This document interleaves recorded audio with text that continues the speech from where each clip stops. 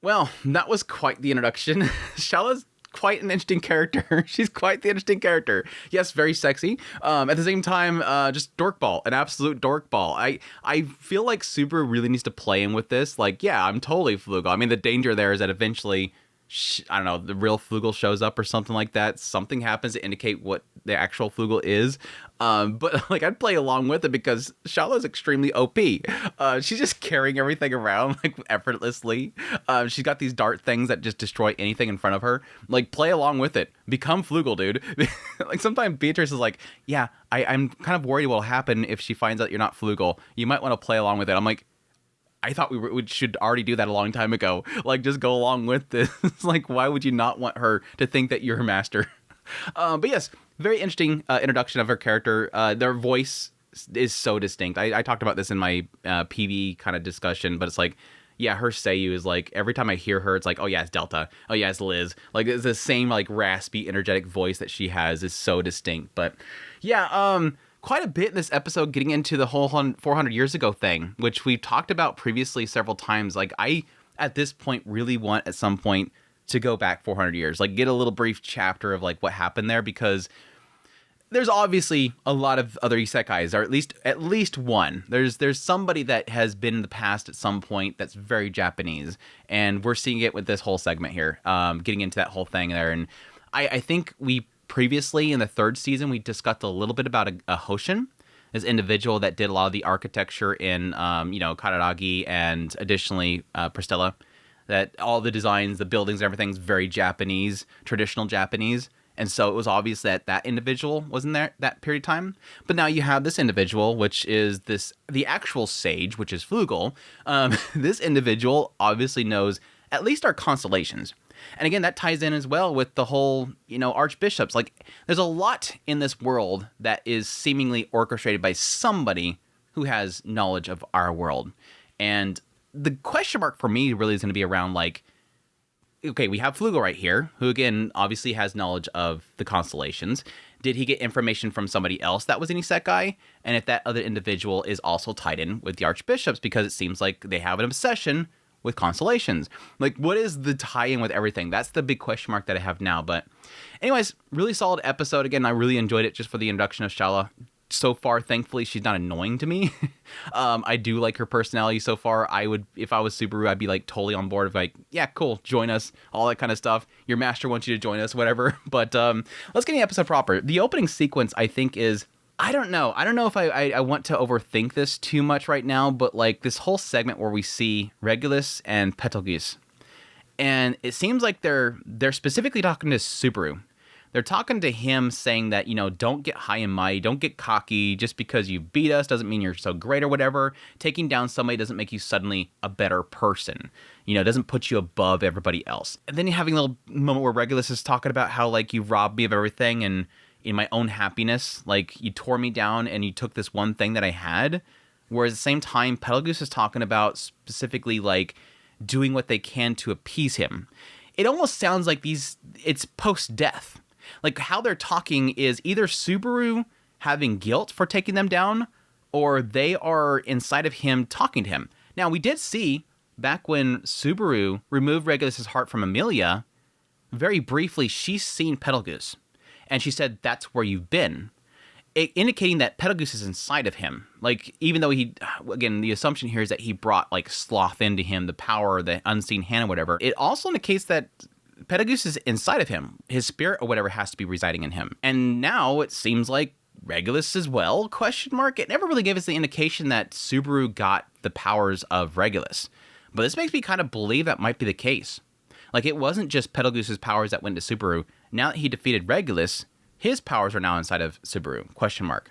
Which means that he has now Greed's power, question mark. What does that entail? Is it the whole thing where he can't die, that he can give his heart to somebody else to survive? I don't know, we'll have to wait and see. But my question mark's more on the idea of, like, are they just all, like, inside of him, like these spirits are inside of him just talking to him?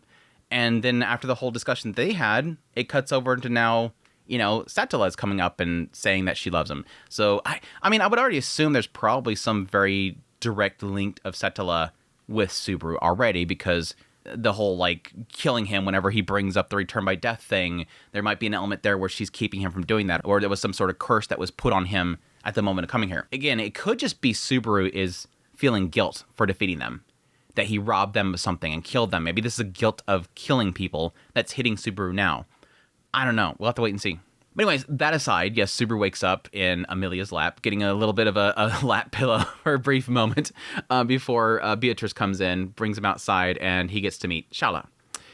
Now again, Shala is a very interesting thing to sort of add to this because she immediately sees him and says, "I've been waiting for you, master," and just tackles him, claiming that she believes that Subaru is her master, specifically Flugal the sage. Now, there's two things here. Let's first off talk about the whole sage thing. Yes, through conversation here, they're implying that Shala the sage wasn't the hero? Question mark? Because they show the coins and the person in the picture is not Shala. It's somebody else. It's Flugal. Like, she says, "Oh, I know that person. It's Flugal." And then, of course, Super's like, "That doesn't look like me at all. So if you're saying that I'm Flugal, that doesn't look like it." She gets in the idea that it's the smell. But going back before, though, interesting the fact that it seems like people believe that the person who is Flugal is Shala. But yet here we have Shala the sage, which she says she's not Shala the sage. She says that she's a Shala. That she is here guarding this place, and everybody believes that Shala the sage is here. Which makes me believe that, I don't know, at some point, her name just got out there. And they believe that this sage that was this hero is Shala. But in this castle, this tower, she is the sage because she holds all this information. Which, I mean, it's not really a big deal. It's sort of like one of those interesting things to have in storytelling where things aren't really 100% clear to people. Like, there's things long ago that sort of get lost in time, and what people believe is the truth is not really the truth. And in actuality, Flugal was the sage the entire time. He was the actual hero. It's just for some reason people now call it Shala because Shala's here. But getting back to Subaru, it is interesting that she believes that Subaru is her master. And she claims that, yes, Subaru doesn't look like her master Flugal. It's the smell. Which, again, that goes into the idea that if, based on how we see later on, how Flugal has made this questionnaire with these, these big, monoliths, that they have this question that is related to the constellations of our world, makes me believe that either they're privy to information from somebody that is an Isekai, or they themselves is an Isekai. And why the smell has anything to do with that is the weird thing there. Is it a joke about the idea that all Japanese people smell the same? Is it you're a Isekai, you smell the same, you have the same body odor or something like that? Or is it specifically... I can see it being two things. It could be, I guess it can go back to my long ago theory that I had. I'm not sure if I vocalized it here. This theory that I had where possibly Subaru's parents were isekais. Like, they had come to this world before, and now Subaru's the next up to have to be dragged off of that world. So what she could be smelling, what Flugal could be, is possibly Subaru's father or something like that. Crazy left field theory here. We'll just try to throw that out there. Or more so in my kind of thought process here is that there is a power or something within Subaru that is a similar power that Flugal had. That being an isekai to this world, there's a power that is a smell that is within him, like how the gate is opened or whatever. A specific unique power that Subaru has is the same power that Flugal has, and she can smell that. She can. What exactly did she say? I forget exactly what was the wording that she said. The only person who gives off such a nose-burningly black, disgusting smell. It's very specific. It is very specific. And again, it could be like that whole shadow magic stuff or something like that. That smell that burns a nose or whatever. I don't know. But it is interesting though. It is interesting though. Flugal specifically, of course, being the one that was the one that planted the big tree. And again, I'm assuming that they are much more important than what they're giving off. Again, obviously, he's going to be probably the one that was one of the heroes that was with Reed and Volcanica. Yeah, Volcanica. Being with those two individuals. But anyways, everybody kind of responds to the whole situation. Super, you're so disgusting. No, it was crazy. At the moment that she tackles him and just squeezing him, poor Beatrice is kind of stuck in between the two of them, but she's just going like crazy in on Subaru. Amelia comes out and she immediately kicks Subaru.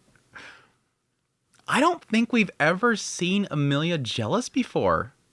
Is that? I think that's the first time we've ever seen Amelia jealous. She was not happy about that. Like, kicks him, like, I don't know why. I just felt like I had to do that. Like, what? Wait, what? She's, like, super jealous. Like, she doesn't get that way with, like, Beatrice. Beatrice is always on his lap, like, every 2 seconds. But it's just because Shala, who is, I mean, let's be honest, pretty damn hot, because she's doing it, it's something different. It's something suddenly different. But yeah, everybody responding to it. Everybody's getting mad at him. Like, gosh, dang you perverts. Like, what did I do? I don't even know who this girl is.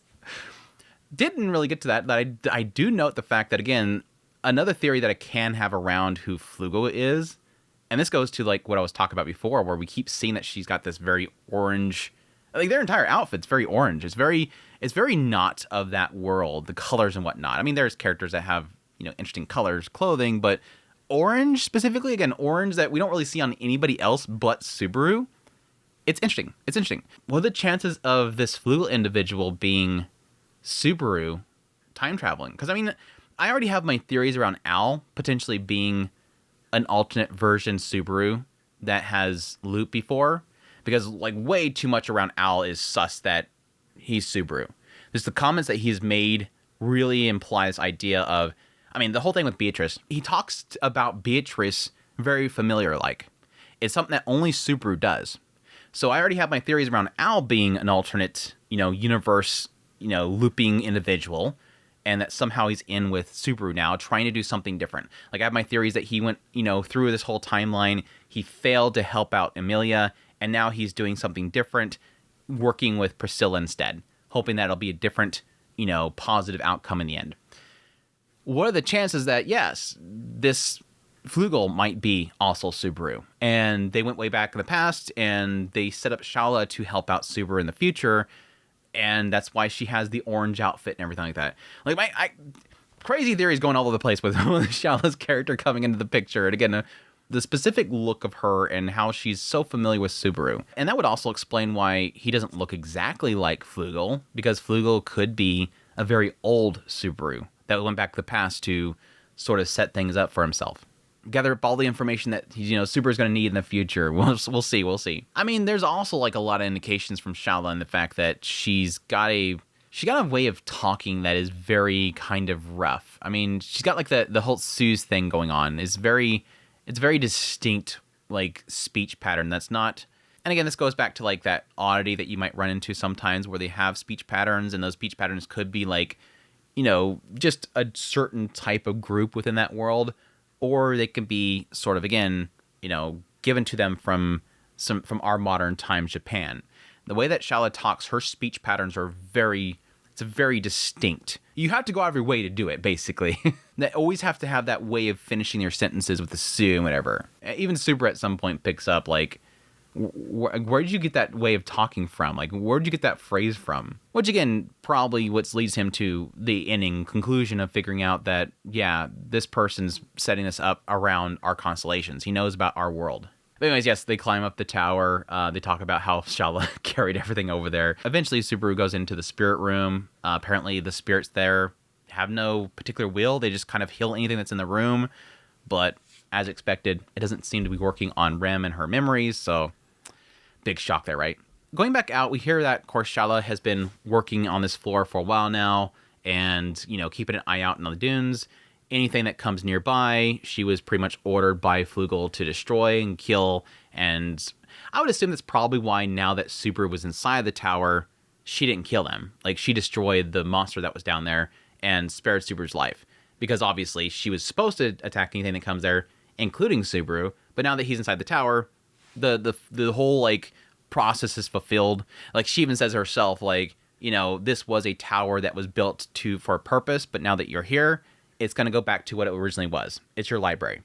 Which kind of implies to me that the tower for a while was serving as a defense point and sort of a beacon probably as well for Subaru to find. And now that he is now there, it's fulfilled its role of being a beacon, back to being information for him. It's interesting. To which his response is to give her new orders. Again, play as Flugal. Just go along with it. Beach is like, go ahead, just be Flugal. He's like, yeah, as Flugal, I'm going to give you new orders. You're not going to harm me or my friends. The pause was a little bit sus there. I'm not sure if that pause was just for the sake of, creating a little tension, or if, like, specifically she read something from that question mark. That all said, though, we go up to see the exams to get up to the library, which is this big white room that has a questionnaire. Hero vanquished by Shala. Touch upon his grandest splendor. Which, yes, he eventually figures out is going to be the constellation of specifically Orion. So figures that out fairly quickly. Again, yes, technically the author is like obsessed with constellations, which I'm not a big, massive fan of, but I kind of wish sometimes I had more knowledge of with this story because there's constantly references. I mean, Regulus's whole like taking down was a big part of it. But while they were trying to figure that out, trying to figure out what Shala defeated, and it goes to this whole like thing of like, who did you defeat? Well, I don't know. I lost track after 100. Like people like me, we lose track after about 100. Oh, what about Raid? Did you take out Raid? And she starts freaking out, talking about how Raid is not a good person. This is kind of one of those funny things, though, around like what people believe a hero is and what they actually are. It's like, don't put your heroes on pedestals. Don't put your celebrities on pedestals. Don't put anybody on pedestals because you'll eventually find out that's not really true. So yeah, Julius is like, oh yeah, it's Raid. He's the greatest guy. He was like the first sword saint. He like started the Astria family, and he's like this great person probably. And she's over there like, no, he's human scum. He bullies the weak, which is pretty much everybody. And he bullied me a lot. He's a horrible person. Julius is like, so tell us what you really think. Like he's like, no, tell me what you think about him. Like to completely ignore what she has said. Tell me again, please. It's dorky. It's dorky. But yeah, that's pretty much the episode. And they get to the library. It kind of had a weird look on Subaru's face when they first arrived there. I'm not sure if it's just like seeing this massive place and it being a little overwhelming. Like there's way too much. It didn't even really have like a roof. Like it looked like it just kind of kept going on and on. I could see that sort of being an element of him being overwhelmed by the information and what they're going to have to be picking through. Like if the answers for what's wrong with Rem is in that room, it's going to take hundreds of years to read all those books, I would assume. Like we're going to have to like split up and figure something out. They're going to have sort of something to probably give them indication of where to go at least. Hopefully there's a magic tablet somewhere where they can search for specific information. Maybe somebody that is there that... I mean, Shala should hopefully... Her being there, hopefully she has knowledge about where would be where. That's the hope there. But that could be exactly why he's got that look. But anyways, that's my thoughts on the episode. Again, good introduction to Shala. Again, opening up a lot of doors to 400 years ago that I'm very, very curious about at this point. Hopefully, somewhere in this library we get into that stuff. We'll see. But I hope you guys enjoyed this video. If you did, hit the like button down below. Until next time, y'all take care.